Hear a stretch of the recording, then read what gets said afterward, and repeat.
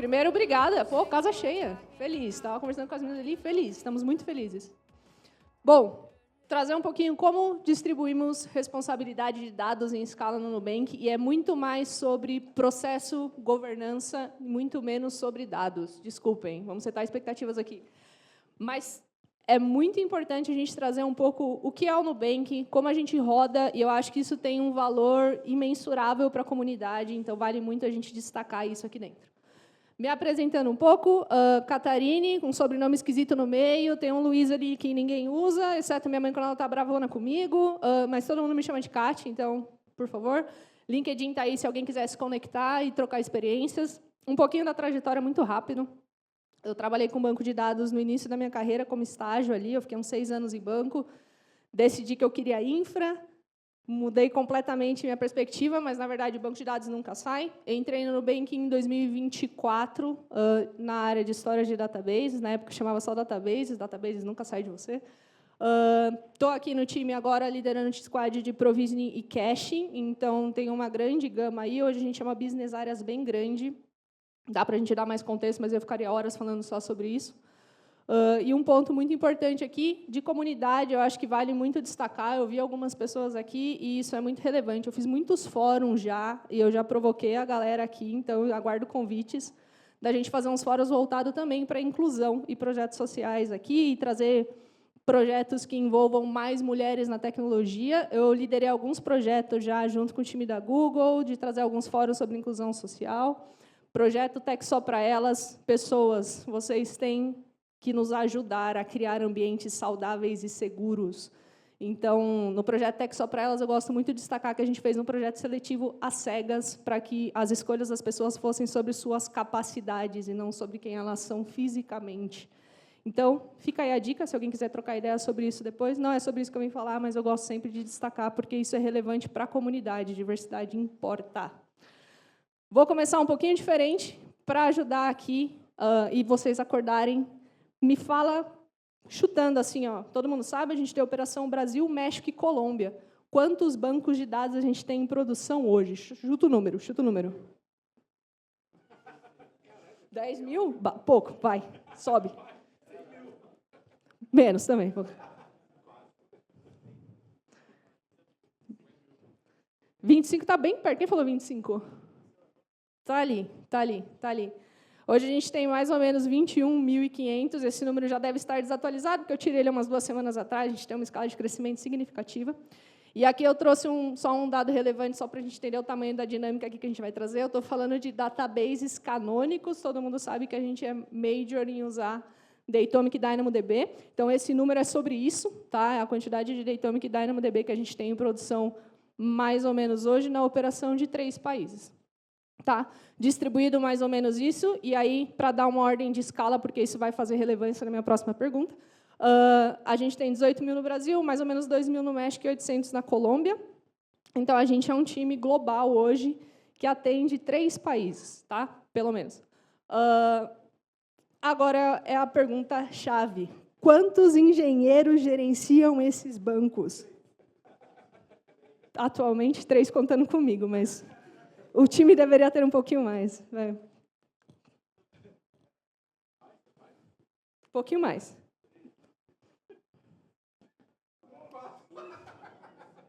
5 engenheiros contando comigo, lembrando, eu sou engineer manager, então é part-time, não dá para ficar todo o tempo. Mas, enfim, hoje a gente tem 5 engenheiros gerenciando esses 21 mil. E aí, aqui eu só vou dar uma ordem de relevância. Falei só de banco de dados canônicos, pensa que o time cuida de S3, EFS, EBS, a gente cuida de uma série de outras coisas, EBS junto com o Rodolfo está por aqui. A gente cuida de muitas outras coisas, então é um time de 5 engenheiros que gerencia mais de 21 mil databases em produção e outras stacks que compõem histórias de databases. Tá? Acho que isso vale muito. Então, a pergunta que vem, a qualidade de vida dos 5 engenheiros, como está? Olha para mim, está saudável, não está saudável? Né? Pô, obrigada por perguntar, mas nós estamos muito bem. A gente tem um índice de mais de 6 meses sem crash de infraestrutura dentro de databases, então a gente tem um índice muito saudável, muito tranquilo de rodar o dia a dia ali. Não temos riscos de auditoria abertos, temos 0 incidentes críticos nos últimos 12 meses, isso quer dizer que a gente não tem processos de data loss, a gente tem estabilidade, a gente não tem crash. Parece piada, tem um rapaz aqui que ele está assim para mim, mentira, mentira, mentira. Não é mentira, é verdade, a gente tem métricas, Mas eu acho que isso aqui dá muito contexto para o que a gente quer trazer aqui hoje. A responsabilidade de dados ela não é sobre 5 engenheiros. E é esse o recado que é muito importante ter na hora que a gente vai trazer um pouco de maturidade para a nossa infraestrutura, né? E aí aqui entra um pouco na agenda do que a gente vai falar aqui hoje, de como que a gente chegou lá. Quando eu entrei no Nubank, como eu falei, o time chamava Databases. Era um time de ainda 5 engenheiros ali. E a gente não tinha esse cenário tranquilo que a gente tem hoje. Era um time bem difícil. Hoje a gente é uma business área muito maior, tem mais estrutura, mas o time que cuida de todos esses processos é esse time de 5 engenheiros ali, né? E a gente quebra em 3 grandes etapas. A etapa que todo mundo faz, todo mundo provisiona, quem é heavy user de cloud ou mesmo de data center alocado aqui, você cria seu ambiente. Todo mundo provisiona, acho que isso não é uma questão. Inclusive, todo mundo pode provisionar como declaração, usar um IAC.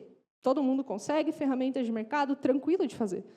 Como a gente monitora? Eu espero que todo mundo monitore. Eu espero mesmo que todo mundo monitore. Mas tem aqui, já começa a dar um viés de ownership, e uma coisa que a gente reforça muito, muito na nossa cultura do Nubank. Você constrói, você é dono. A gente tem uma relevância muito grande. Pensa o seguinte, como que eu sei, eu, líder de um time de 5 engenheiros, sei que aqueles 21 mil databases vão crescer? Como eles vão crescer? Qual é a ordem de escala de 21 mil databases, que eu devo estar em torno ali de 2.500 produtos rodando? Como eu sei a ordem de escala desses caras com 5 engenheiros? Se você não tiver um senso de ownership, a gente não sabe escalar o ambiente. Então, vamos falar um pouquinho de provisionar. Não é segredo para ninguém, eu acho que tem um ponto de ciclo de vida muito relevante quando a gente começou a mapear o problema de escalabilidade e manutenção de ambiente. Todo mundo cria, todo mundo modifica, todo mundo reorganiza seus ambientes, mas chega um momento que a gente deixa alguma coisa para trás, principalmente na ordem de escala que a gente tem aqui, e depois a conta vem. Quando a conta vem, aí a coisa começa a ficar muito ruim. Então, vem a parte de cobrança. Algum lugar ou alguém está pagando algo que não deveria, ou está desperdiçando alguma coisa ali que não deveria. Então, o problema aqui não é o que a gente cria, é o que a gente deixa para trás. E a gente definiu 3 grandes sintomas aqui dentro, que ajudam muito a gente a tomar algumas decisões a respeito do que está rolando. Então, a gente tem os zumbis, os órfãos e os sem custo, né? O zumbi é aquele recurso ativo que está ali rodando no ambiente, produção, mas ninguém sabe de onde veio, ninguém sabe quem criou, ninguém sabe o que faz. Às vezes, é um nome que ninguém nem consegue associar o que é, e está lá, zumbizão, rodando, provavelmente correndo atrás de alguém naquele modo de sobrevivência, e a gente não sabe se parar aquele negócio, a gente para a empresa inteira, né? A gente tem o órfão, que é o cara que até tem uma ideia do que faz ou de quem cuida, mas aí a gente começa a procurar quem é o pai da criança para a gente dar um determinado nome e não acha, ninguém assume a bucha, tem muito. E isso gera, muitas vezes, naquele custo sem dono, como eu falei antes, a gente tem uma cobrança, tem um bill, alguém está pagando a conta e a gente não sabe quem deveria pagar a conta e olhar para esse cara, né? E aí aqui começa a mudar um pouco o jogo. Quando a gente identificou aqueles 3 pontos, a gente achou qual que era a raiz. E a raiz é quando o produto nasce, quando o recurso nasce, a gente precisa definir um pouco. Então, como eu falei, infraestruturas declaration, qualquer um pode fazer. Se você for lá e criar um infrascode, você usar um Terraform, você usar um Pulumi, você tem autonomia de fazer. E uma das coisas que a gente... Eita, briguei aqui. Boa. Uma das coisas bem importantes que a gente definiu de primeira na declaração de recurso é que todo recurso tem um dono. Então, a partir do momento que a gente define que, quando você quiser provisionar, você pode, está tudo bem, não tem problema nenhum, a gente fornece toda a infraestrutura que você precisa, mas o ownership é seu, a gente muda a percepção de esforço, a percepção de manutenção, o senso de ownership da pessoa. A gente passa a trazer informações que são relevantes e capacitar as pessoas a olhar para esse recurso e entender se ele está saudável, se ele está vivo porque deve ou porque a gente esqueceu, se ele precisa de mais ou precisa de menos. A gente consegue realmente definir um senso de dono. E isso aqui é a premissa que torna que 21.000 databases plus N e outras tecnologias sejam gerenciadas por 5 engenheiros. Esse senso de dono desenvolvido potencializa a capacidade da engenharia de todas as frentes, tanto de produto quanto de database, a criar recursos estáveis. Tá? E aí, seguindo um pouco, o que é a infraestrutura como declaração? Acho que não é segredo para ninguém, mas o que muda um pouco a percepção da gente de infraestrutura sob declaração é justamente que, quando um time quer um banco de dados, ele simplesmente abre um PR no nosso repositório, lá, solicita, a gente usa muito InfraCode, então não é abrir um chamado, a gente não tem chamado. Ele abre um PR no nosso repositório declarativo e tem 3 tags obrigatórias que tem que acontecer. Nome do recurso, natural, time, dono, mandatório, PR não sobe sem isso, e a configuração desejada. Então, aqui a gente já começa a distribuir um pouco a responsabilidade que nome qualquer um pode batizar, faz parte do jogo. Time, dono, se você não declarar, o PR não sobe. E a configuração desejada já é um primeiro princípio de você precisa saber como o seu produto vai funcionar.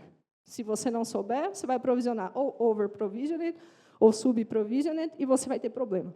Então, a gente já começa a trazer um pouco de senso declarativo aqui por trás e de ownership. Aqui é uma parte legal.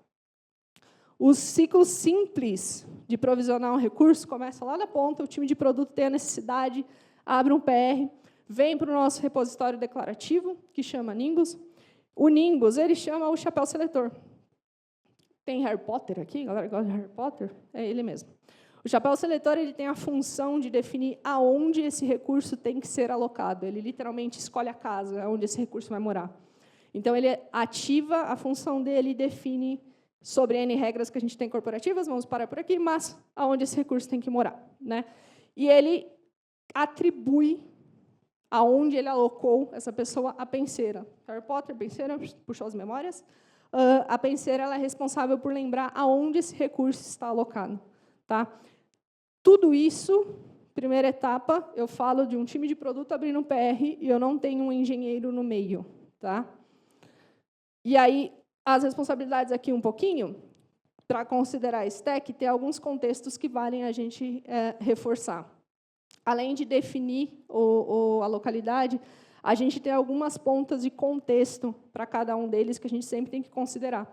Então, o chapéu seletor ele considera essa afinidade, a quantidade de cotas que a gente tem, limites de capacidade que a gente pode provisionar, a gente não tem concorrência de recursos, a gente garante que a gente está alocando coisas que vão crescer e agir corretamente dentro de cada conta. E do lado da penseira, a gente tem aqui a definição de inventário, que é justamente a gente conseguir traquear aonde esse recurso está e o que ele está usando. Tá? E aí vem aqui uma diferença bem grande de conceito que a gente teve que trazer para o nosso ambiente declarativo, que é um ambiente declarado ele é diferente de um ambiente ativo. O que a gente tem declarado, com o tempo, a gente viu que não necessariamente está sendo utilizado. E a gente começa a trazer, tem gente balançando a cabeça ali, tipo, pô, meu inventário é uma bagunça, estou vendo um negócio ali criado e não sei de onde ele veio. Pois é, a gente entendeu que declarado e ativo são coisas completamente diferentes e que a gente tinha muita coisa, às vezes, no modo zumbi, no modo órfão, que a gente não sabia como direcionar. Né? Então, a gente trouxe algumas definições muito claras e pontuadas junto com a engenharia do que é um recurso de fato ativo. Então, a gente monitora hoje, ativamente, como esse recurso está, a saúde dele. Ele tem tráfego, literalmente, leitura escrita, get, put, a gente monitora cada ação de entrada e saída de informação desses recursos. A gente tem times donos identificados e valida se esse processo está dentro de um ciclo de vida esperado. Então, aqui a gente tem a penseira lá, ela começa a puxar essa linha agora, quando a gente olha para recursos ativos, a gente tem vários recursos de integração com a AWS, usando APIs e CloudWatch, o Nimbus, nosso repositório de definição, e, olha lá, o time dono está aqui. A gente sempre distribui a responsabilidade com times de produto. Se a gente não unificar, o senso de owner vai para o ralo e a gente volta a ter os velhos problemas. Né? E aí, aqui acho que vem o grande ponto de como que a gente mantém tudo isso. Números relevantes, pouca gente, muito eficiente, saúde mental em dia, uau. a gente criou um ciclo de vida muito consistente e automatizado para todos os recursos. Tudo que eu trouxe aqui são números, não é do achismo, são métricas. A gente metrifica e monitora absolutamente tudo o que a gente faz. Então, para a gente conseguir manter esse ambiente, manter essa rotatividade, manter os recursos ativos, manter nossos limites da AWS saudáveis, a gente tem um tremendo... Vou dar um passo para o lado, estou tirando bastante foto. A gente mantém um tremendo ecossistema de produtos aqui que funciona, e os nomes são ótimos, não sou responsável, meu time é ótimo nisso, que a gente criou uma série, então, de iniciativas automatizadas, e aqui, levantando a mão, tem muito IA no meio. A gente desenvolveu esse ciclo em mais ou menos 3 meses, no último ano. Então, foi um ciclo que era um problema de 12 anos do Nubank, que a gente resolveu em 3 meses usando IA. Claro que teve muito acordo, muita definição, mas o processo de desenvolvimento em si foi muito rápido. E, basicamente, a gente pega aquelas métricas que a gente tinha ali, a gente traz para um cara que chama Memento Mori. Para quem não conhece Memento Mori, é uma frase em latim que é lembre-se do momento em que você irá morrer. Forte, né? Pesado. Mas é basicamente isso que o recurso faz. O Memento Mori ele é capaz de juntar todas as métricas aqui.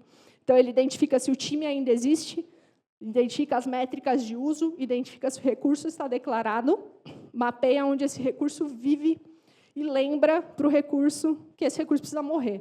Então, ele ativa uma tag de notificação do recurso que esse recurso pode ser arquivado e ele envia a notificação para o time que era dono dele, ou ele tem um tracking de mudança de nomes ali que ele consegue mapear, e notifica, galera, recurso inativo por um período de 30 a 35 dias, o que vocês vão fazer com esse cara? E é literalmente encheção de saco no Slack, tá? A gente fica mandando bot lá, tipo, ó, não esquece desse cara. Eu estou lembrando ele, mas eu estou lembrando você. Isso aqui precisa sair daqui, dá um jeito. Então, a gente começa a notificar. E aí, a gente via que a gente chegou na primeira etapa do Memento, e a gente viu que a gente notificada, a galera arquivava, mas nunca matava o recurso. Ele ficava lá, arquivado e não matava. Então, a gente criou o Reducto. E aí, o que é o Reducto? A partir do momento que o Memento ele notifica, o time aprova, a gente consegue fazer... eu estou antecipando ali, né? Mas aqui é mais legal.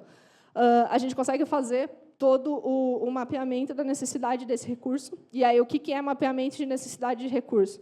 No final do dia, por mais tech que nós sejamos, nós somos um banco. A gente tem questões regulatórias, a gente tem regras que a gente tem que cumprir. Então, o Reducto ele tem todo um tracking da necessidade regulatória de cada país e cada localidade. Então, por exemplo, Brasil, quando eu arquivo um recurso, eu preciso ter 10 anos de backup. Colômbia, 7. México, de 5 a 10. Depende do produto e da variação. Tá? Então, o Reducto ele tem toda uma regra de negócio que vai muito além do que a gente faz. Mapeia isso, cria backup, arquiva esse backup e depois limpa o recurso. Limpa o recurso imediatamente? Não. A gente tem uma regra de continuidade de mapeamento. Eu arquivo, backupeio e aguardo 35 dias de métricas para ter certeza que o recurso não está sendo utilizado. Porque a gente tem recursos que rodam, eventualmente, uma vez por mês. Meu Deus, vou matar ele. Não. 35 dias eu garanto o espaço de tempo mínimo de arquivamento. Fora que o time de produto autorizou, a gente tem uma série de coisas para amarrar ali por trás. Então, tem todo um ciclo de segurança. Fun fact, está no ar há 1 ano, agora, mais ou menos, que a gente está rodando o ciclo 100% completo. Não, com Reducto, 6 meses. A gente nunca teve um incidente sobre isso. Então, realmente, foi uma coisa que a gente amarrou muito bem. Trazendo um pouco só a distinção de cada recurso, então, o Memento ele faz a detecção de recursos inativos. A parte de notificação é relevante, porque, de novo, a gente traz o senso de ownership, a gente relembra que vocês precisam cuidar dos seus recursos. É muito relevante para o time de produto a gente garantir que a gente está monitorando, mas que eles tenham ownership disso. E a gente só faz tudo mediante a confirmação e aprovação. Não é um ciclo 100% automatizado nesse aspecto, porque a gente precisa ter certeza que corner cases, é um cara que eu uso para fazer o fechamento que roda a cada 3 meses, não pode matar. Tudo bem. Ele notifica, a gente tem uma campinho de justificativa lá, nunca mais vou notificar. Mentira, depois eu notifico de novo, mas faz parte. Temos o Reducto, então, que faz todo o processo de arquivamento, guarda por período de segurança e remove o recurso depois, usando algumas ferramentas. E a gente tem a parte de backups ali, que tem toda uma validação lógica automática por trás, que vale muito relevar também. Tem um ponto muito importante: quem tem backup não tem restore, não tem backup, beleza? Então, a gente tem todo um ciclo de validação desse processo para garantir que o nosso backup é válido.